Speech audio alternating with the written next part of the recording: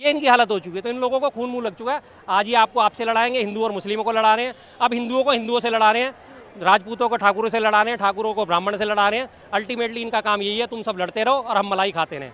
तो इससे निकलने का सब एक ही क्लियर तरीका है, 4 जून। इससे पहले जहाँ जहाँ आपके जिस इलाके में, जहाँ तक ये वीडियो पहुँच सके, जहाँ जहाँ आपके इलाके में रिजल्ट आता है, इंडिया गठबंधन के पक्ष में दबा लो। कम से कम आपको जो पहले वाले पुराने दिन थे, जिनको बुरे दिन कहा जाता था, 450 में सिलेंडर मिलता था, बुरे दिन थे, ले आओ कोई भाई उस बुरे दिन को वापस। 70 रुपये में पेट्रोल मिलता था, बुरे दिन थे, ले आओ वापस, कोई बात नहीं। दवाइयाँ आज 20% महंगी हो गई हैं भी 1 अप्रैल से। 800 दवाइयाँ जो नॉर्मल होती हैं, जो बुखार में खांसी की दवाइयाँ जो आदमी की लेने, वो भी 20% महंगी हो गई। कम से कम वापस सस्ती तो होंगी। और कहाँ इस तरह से जिन लोगों को रोजगार मिल रहा है, उनके रोजगार पे लात मार रही है। यूट्यूब चैनल्स हैं जो लोग चलाते हैं, उनके साथ पूरा स्टाफ काम करता है, उनके कैमरामैन है और एडिटिंग पर्सन है, और उनके पास अपलोडिंग करते हैं, थोड़ा बहुत रेवेन्यू भी आता है यूट्यूब से, पत्रकार भी बनते हैं, धीरे धीरे चैनल डेवलप भी होता है। कम से कम 2, 4, 10, 20 लोगों को तो रोजगार मिलता ही है ना। तो जाहिर बात है उनके रोजगार पर असर पड़ेगा ही पड़ेगा। और जो है जनता तक जो बात पहुँचनी चाहिए वो बात नहीं पहुँचेगी। सबसे बड़ी दिक्कत तो ये है कि रोजगार तो चलो कहीं भी और दूसरा मिल जाएगा, लेकिन जनता तक जो कमियां हैं, सरकार की कमियां हैं, जो लोग उठाते हैं, जो लोग जनता से सवाल पूछते हैं, वो पहुंचने बंद हो जाएंगे। करना पड़ेगा, खिलाफत करनी ही पड़ेगी। अदरवाइज़ तो आने वाले टाइम में, जिसको हम तानाशाही कह रहे हैं, हकीकत में वो तानाशाही आकार ले चुकी है। शुरुआत तो डिजिटल तानाशाही से शुरू हो गई। आज डिजिटल मीडिया का आप नाम दे रहे हो, डिजिटल प्लेटफॉर्म जो है उन्हीं को आप बैन कर रहे हो लगातार, उन्हीं की आप रीच डाउन कर रहे हो। तो मतलब आप नहीं चाहते ना कि सरकार की कमियां जो हैं, सरकार की नाकामियां वहाँ तक पहुँचे, क्योंकि सरकार का मजाक उड़ता है। अभी सबसे बड़ी बात मजाक आपको मैं बताता हूँ, आपका पीछे देखा होगा आपने, पापा ने वार रुकवा दी। हर कोई जानता है ना इस चीज़ को, किस तरह से झूठ फैलाया गया था। बाकायदा जो इनके केंद्रीय मंत्री हरदीप सिंह पुरी और इनके अशनवी वैष्णव केंद्रीय मंत्री, उन सब लोगों को पता है कि ऐसा कुछ नहीं हुआ था, लेकिन उन लोगों ने भी इसको ट्विटर पे शेयर करा। अब जब उसका लगातार मजाक उड़ा तो इनको बेइज्जती महसूस हुई, तो अभी आ गए अपने दमन करने पे कि अब इनके चैनल ही ब्लॉक कर दो, इनके URL ठप कर दो, इनकी रीच ही डाउन कर दो, तो हमारी बातें निकल के ही नहीं है। इसकी बात करें तो फेसबुक इन्होंने पूरी तरह कैप्चर में कर लिया है। फेसबुक पे आप अगर बीजेपी के विरोध में या सरकार के विरोध में कोई भी पेज चल रहा है, उसको आपको दिखाएगा ही नहीं, वो आपकी फीड में आएगा ही नहीं। आप स्क्रॉल करते रह जाओगे, फेसबुक पूरी स्क्रॉल कर लोगे आप, लगातार उल्टी सीधी चीज़ें इधर उधर की दिखाता रहेगा, लेकिन आपको सरकार विरोधी खबरें नहीं दिखाएगा। तो ये लगातार डाउन करने का तरीका है, ये डिजिटल तानाशाही है। बार बार यही सवाल हो रहा है कि जो मोदी सरकार है वो आम जनता की आवाज़ को दबाने की कोशिश कर रहे हैं। क्या शर्मा जी को भी ऐसा लग रहा है? बिल्कुल लग नहीं रहा जी, हो रहा है ये बात, क्योंकि मेन मीडिया जो है वो तो हमेशा मोदी जी के गुणगान करता रहता है। आप किसी भी मेन मीडिया चैनल को उठा के देख लो, जो टीवी मीडिया है उसमें किसी भी चैनल को आप उठा के देख लो, कहीं कोई पत्रकार उनका, कोई एंकर, कोई इनका न्यूज़ रीडर मोदी जी सरकार से या मोदी जी से सवाल उठाता हुआ आपको नहीं मिलेगा। उनके निशाने पे कौन होता है? विपक्ष, लगातार विपक्ष होता है। तो वो लगातार इसी कैटेगरी को देखा। अब जब उनका फेमस हो चुका है कि ये लोग गोदी मीडिया है, गोदी मीडिया है, एक सोशल मीडिया का सहारा था, यूट्यूब हुआ, फेसबुक हुआ, ट्विटर हुआ, तो अब उनकी नज़र उस पर पड़ी है कि यहाँ इनके खिलाफ लगातार खबरें चलती हैं। अब लोग उसको पढ़ के, उनको देख देख के अवेयर हो रहे हैं। इंस्टाग्राम पे लगातार रील्स चलती हैं सरकार के खिलाफ, तो उन्होंने उनको कैप्चर करना शुरू कर दिया। अब धीरे धीरे उनका क्या हुआ कि पीछे काफ़ी सारे URL थे यूट्यूब्स के, वो ब्लॉक कर दिए गए थे।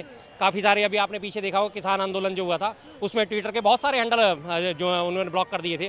काफ़ी सारे ट्विटर हैंडल, जाट एकता एसोसिएशन, किसान मंच, इस तरह के काफ़ी सारे बने हुए थे, सबको उन्होंने बंद कर दिया था।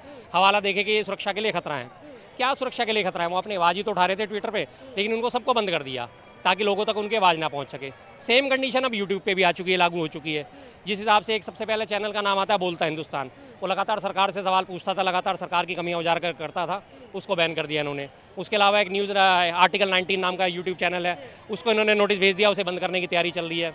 एक काफ़ी बड़ा चैनल है जो बहुजन की अक्सर आवाज़ उठाता है, उसका नाम है नेशनल दस्तक, उसमें भी हमेशा सरकार विरोधी बातें होती हैं। विरोधी क्या बातें होती हैं? सरकार से सवाल उठाए जाते हैं। ऐसा नहीं है कि कोई ज़बरदस्ती ही विरोध कर रहा हो, जो सरकार की कमियां उसे उजागर करते हैं, लेकिन उन्होंने उसको भी नोटिस भेज दिया। और बाकी तमाम चैनल्स ऐसे हैं, यूट्यूब के चैनल जिनकी रीच पहले 50-50 हज़ार होती थी, आज उनकी 5-5 हज़ार भी नहीं हो गई। लोगों के पास नोटिफिकेशन ही नहीं जाती।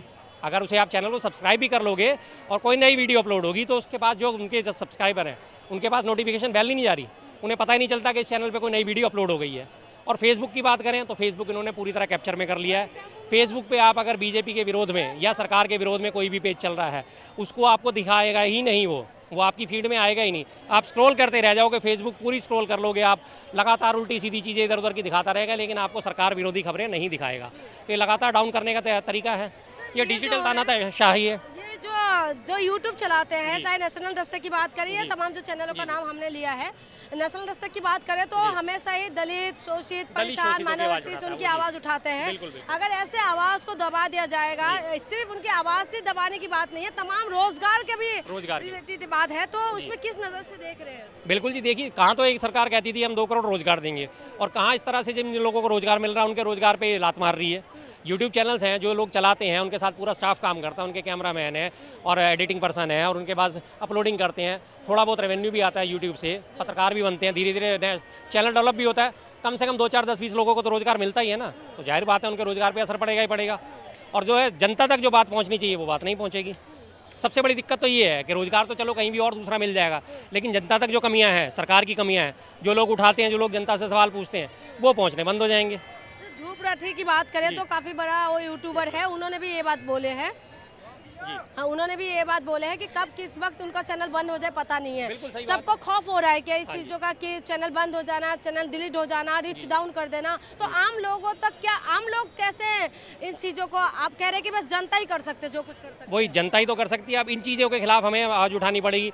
अब मैं आपको इंटरव्यू दे रहा हूँ, आप क्या पता है ये अपलोड हो पाए या नहीं हो पाए, क्या पता आपका भी चैनल में ब्लॉक लिस्ट में आ जाए, कुछ भरोसा नहीं। लेकिन जब तक ऐसा नहीं हो रहा तब तक सारी जनता को मिलकर आवाज़ उठानी पड़ेगी, विरोध करना पड़ेगा, खिलाफत करनी ही पड़ेगी।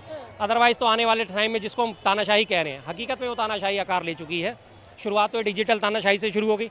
आज डिजिटल मीडिया का आप नाम दे रहे हो, डिजिटल प्लेटफॉर्म जो है उन्हीं को आप बैन कर रहे हो लगातार, उन्हीं की आप रीच डाउन कर रहे हो। तो मतलब आप नहीं चाहते ना कि सरकार की कमियां जो हैं, सरकार की नाकामियां वहाँ तक पहुँचे, क्योंकि सरकार का मजाक उड़ता है। अभी सबसे बड़ी बात मजाक आपको मैं बताता हूँ, आपका पीछे देखा होगा आपने, पापा ने वार रुकवा दी। हर कोई जानता है ना इस चीज़ को, किस तरह से झूठ फैलाया गया था। बाकायदा जो इनके केंद्रीय मंत्री हरदीप सिंह पुरी और इनके अशनवी वैष्णव केंद्रीय मंत्री, उन सब लोगों को पता है कि ऐसा कुछ नहीं हुआ था, लेकिन उन लोगों ने भी इसको ट्विटर पे शेयर करा। अब जब उसका लगातार मजाक उड़ा तो इनको बेइज्जती महसूस हुई, तो अभी आ गए अपने दमन करने पे कि अब इनके चैनल ही ब्लॉक कर दो, इनके URL ठप कर दो, इनकी रीच ही डाउन कर दो, तो हमारी बातें निकल के ही नहीं आएंगी। और हकीकत यही है, हर कोई जानता है कि कोई वार नहीं रुकी। यूक्रेन और रूस की जिसकी वार रुकाने का बार बार वादा करा जाता है, दावा करा जाता है। मिनिस्ट्री ऑफ होम अफेयर्स के जो है उन्होंने भी, प्रवक्ता ने बयान दिया था, मिनिस्ट्री ऑफ एक्सटर्नल अफेयर्स के प्रवक्ता उन्होंने बयान दिया था बाकायदा संसद में कि नहीं ऐसी कोई बात नहीं हुई है, कोई इस तरह से वार नहीं हुई, ना रुकी हमारे कहने पर। हमने बच्चों को निकाला जरूर है, सेफली निकाला, लेकिन ऐसा कुछ हुआ नहीं, वार नहीं रुकी है। लेकिन इन लोगों ने क्या उसे ज़बरदस्ती फैलाया कि हाँ रुक गई। जब इनका मजाक उड़ना शुरू हुआ है ना, तब जाके इनको होश आना शुरू है। ये तो पोल खुल रही है हमारी सोशल मीडिया पे। मेन मीडिया ने तो हर एक ने वही दिखाया, जैसे आपको याद होगा आज से 6 साल 8 साल पहले 2016 में जब नोटबंदी हुई थी, एक हमारी वो एंकर थी, बाकायदा उसने 2000 के नोटों में चिप ही लगा दी थी। तो उनके जब मजाक उड़ने शुरू होते हैं तो उनके तो मजाक ही उड़ते हैं, उनके ऊपर कोई यकीन करता नहीं रह गया आमतौर पर सोशल मीडिया। अब सोशल मीडिया जब इनके खिलाफ जाता है वो दिख रहा है। आप किसी भी ट्विटर पे लगातार आजकल सर्वे हो रहे हैं, ट्विटर पे आप सर्वे में देखो, आप 2024 में किसकी सरकार चाहते हो, इंडिया गठबंधन या NDA? हमेशा इंडिया गठबंधन के वोट परसेंटेज जो है 80, 70, 65, 60 से ऊपर ही जा रहे हैं। ABP न्यूज़ है इनका पक्का चमचा चैनल सरकार का, उस तक ने अपना सर्वे करा था, उसमें भी उसको जो है लाखों वोट जो है इंडिया गठबंधन के फेवर में गए। तो इनकी हवा खराब होगी, नहीं पता लग गया कि हम डूबने वाले हैं, तो डूबने से पहले इनके मुंह बंद करा दो, इनको तानाशाही करके जेल में डाल दो या इनके चैनल बंद करा दो, ताकि जनता तक आवाज़ ना पहुँच सके। तो जनता तक आवाज़ नहीं पहुंचेंगे, तमाम लोग बेरोजगार हो जाएंगे।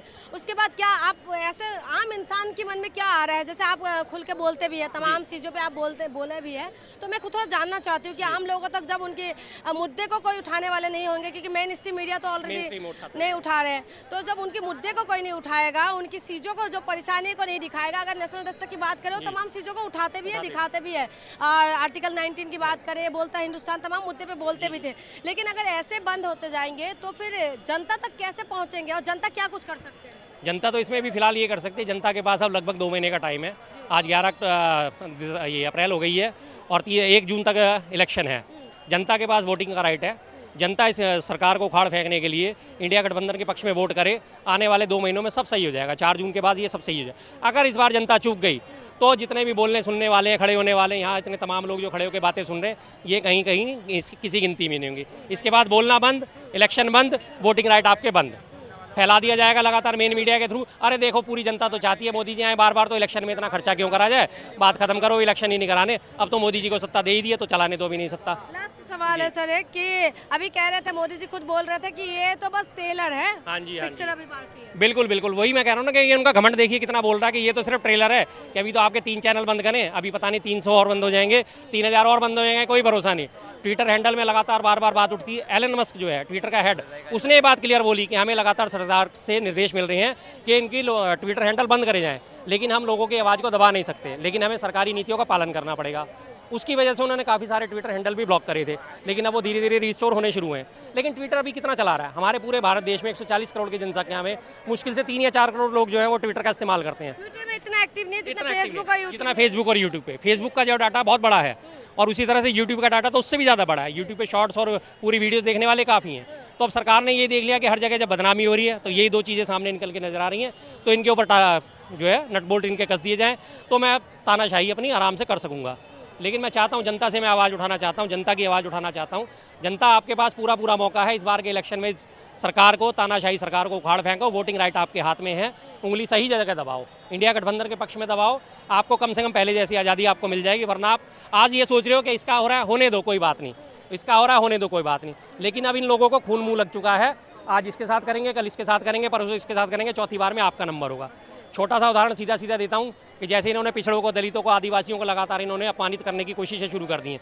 अब आपने देखा होगा कि अभी भी एक वो राजपूत थे, उनकी बाकायदा पगड़ी फेंक दी। तुम कौन हो, क्या करते हो, कौन से राजपूत, उसकी पगड़ी उतार दी। पीछे आपको याद होगा डीएसपी थे पश्चिम बंगाल में, उनको बाकायदा खालिस्तानी बोल दिया, जबकि वो वर्दीधारी डीएसपी साहब थे, उनको बोल दिया अबे खालिस्तानी।